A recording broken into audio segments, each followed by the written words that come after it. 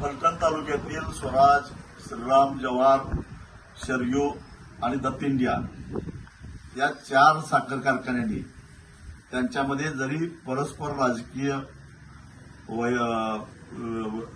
वैमनस्य असलं तरी सुद्धा एकजूट केलेली आहे आणि चौघांनी मिळून ऊस उत्पादक शेतकऱ्यांना लुटायचं ठरवलेलं आहे. एकतर यांची तोडणी वाहतूक ही 150 ते 1100 प्रति टन एवढी आहे, जी अशक्यप्राय आहे. म्हणजे सरळ सरळ याच्यामध्ये 250 ते 300 रुपये तोडणी आणि वाहतूक लूट आहे शेतकऱ्याची एका टनापाठीमागे. दुसऱ्या बाजूला या 3 कारखान्यांची रिकव्हरी बघितली, पलीकडची सोमेश्वरची रिकव्हरी बघितली, इकडं जरंडेश्वरची रिकव्हरी बघितली, तर सरळ सरळ हे 1% रिकव्हरी चोरतात हे दिसून आलेलं आहे. 1% रिकव्हरी याचा अर्थ एफआरपीच्या सूत्रानुसार 346 रुपये. 1% रिकव्हरी याचा अर्थ 10 किलो साखर, आणि आज साखर कारखाने ज्या दरानं साखर विकतात त्याचा हिशोब केला तर 400 रुपये झाले.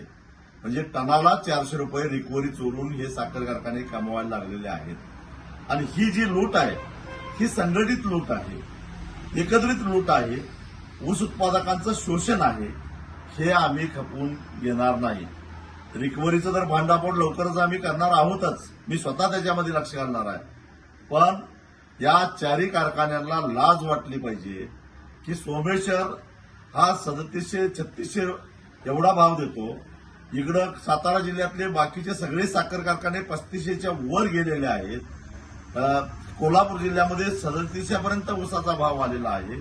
आणि या कारखान्यांनी मात्र ग्रुप करून लॉबिंग करून केवळ 3000 पर्यंत ऊसाचा दर द्यायचा घाट घातलेला आहे. ऊस उत्पादक शेतकऱ्यांनो, तुम्हीच आता समजून घ्या की तुमची लूट किती वाढल्या. तुमचा किती टन ऊस जाणार आहे त्याला 400 रुपये गुणा, म्हणजे किती हजार रुपयाची, किती लाख रुपयाची तुमची लूट झाली हेही तुमच्या लक्षात येईल. आणि हे कशासाठी, तर या चोरांनी एक ग्रुप केल्यामुळं हे तोडून काढायचं आहे.